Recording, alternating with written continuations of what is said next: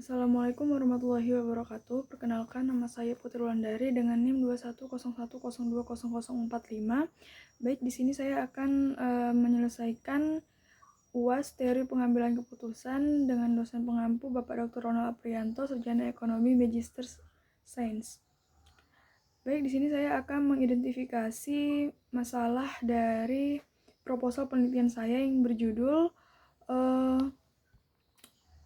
pengaruh cash flow, financial distress, dan growth opportunity terhadap prudence akuntansi dengan CEO retreatment sebagai variabel moderasi, studi kasus pada perusahaan industri barang konsumsi di Bursa Efek Indonesia pada tahun 2018 sampai dengan tahun 2023.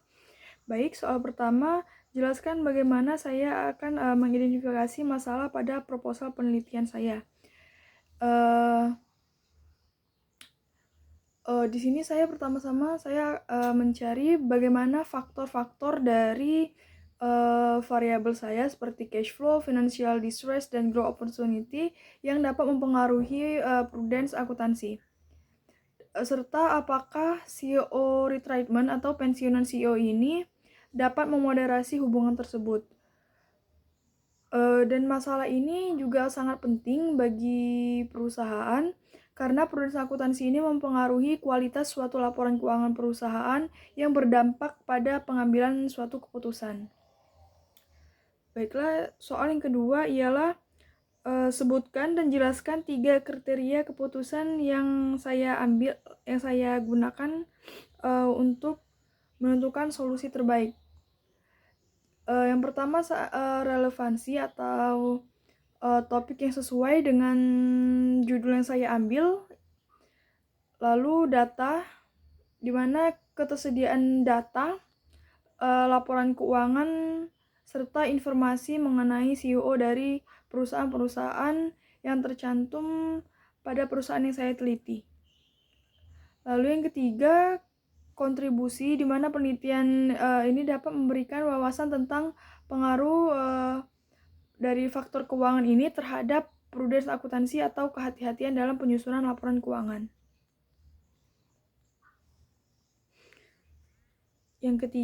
Soal ketiga, bagaimana saya mengalokasikan bobot pada kriteria yang telah saya tentukan. Alokasi bobot pada kriteria penelitian saya, di mana saya mengambil bobot relevansi dan teori praktik sebesar 40%, seperti di sini apakah topik penelitian yang saya ambil ini relevan dengan ilmu akuntansi atau kebutuhan terkini, dan juga apakah topik yang saya ambil ini memiliki kontribusi terhadap pengembangan ilmu atau praktik terhadap penelitian yang saya ambil. Yang kedua, ketersediaan data, yaitu saya alokasikan bobot sebesar 30%, dan potensi kontribusi untuk pengembangan teori dan praktik akuntansi saya dialokasikan sebesar 30%. Selanjutnya, soal yang keempat, sebutkan dan jelaskan minimal 3 alternatif solusi yang dapat diusulkan untuk mengatasi masalah yang tertulis dalam penelitian proposal saya. Yang pertama yaitu saya menggunakan analisis kuantitatif yang menggunakan data sekunder laporan keuangan perusahaan publik selama 6 tahun pada penelitian saya, yaitu mulai dari tahun 2018 sampai dengan 2023. Lalu yang kedua ialah saya melakukan studi longitudinal atau saya mengamati perusahaan sebelum dan setelah CEO itu pensiun atau mendekati masa pensiunnya. Lalu yang ketiga, dengan pembuatan kuantitatif dengan menggunakan data panel untuk melihat pengaruh moderasi terhadap CEO retreatment pada hubungan variabel utama atau variabel prudence akuntansi. Soal yang kelima, bagaimana cara saya menganalisis alternatif-alternatif tersebut dan jelaskan metode yang relevan.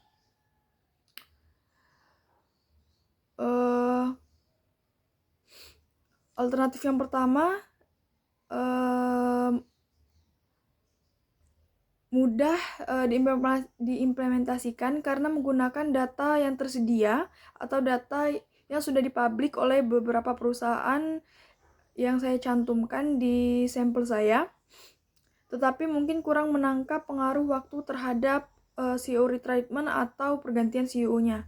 Lalu alternatif yang kedua yaitu memberikan wawasan yang mendalami tetapi membutuhkan waktu yang sedikit lama. Dan yang ketiga, lebih komprehensif karena menggunakan model data panel yang dapat menganalisis hubungan variabel utama, yaitu prudence akuntansi dan moderasi secara bersamaan. Lalu soal yang ke-6, berdasarkan hasil analisis, bagaimana saya menentukan alternatif terbaik? Dari saya memiliki 3 alternatif, analisis kuantitatif dan data panel karena mampu memberikan hasil yang lebih akurat serta mendalam tentang pengaruh variabel utama serta peran moderasi CEO retreatment.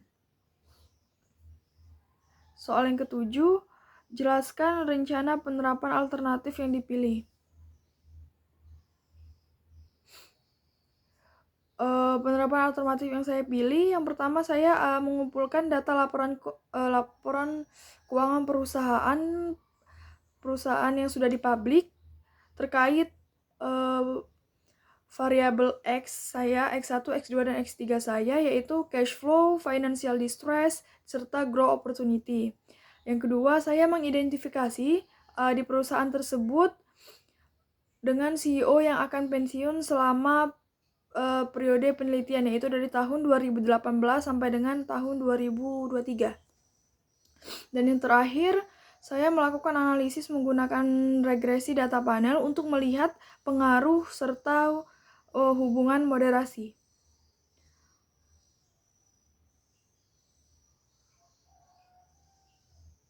Soal yang ke-8, sebutkan langkah-langkah yang akan Anda ambil untuk mengevaluasi efektivitas keputusan yang telah diambil.